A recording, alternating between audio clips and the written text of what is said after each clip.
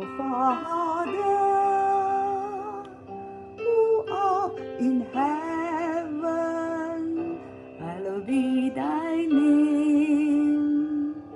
Hallowed be thy name. Thy kingdom come, thy will be done on earth as is in heaven. Give us this day our daily bread, and forgive us our trespasses,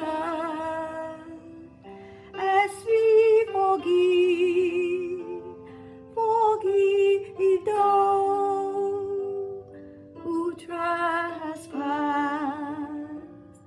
against us, and lead us not into temptation, but deliver us from the evil one.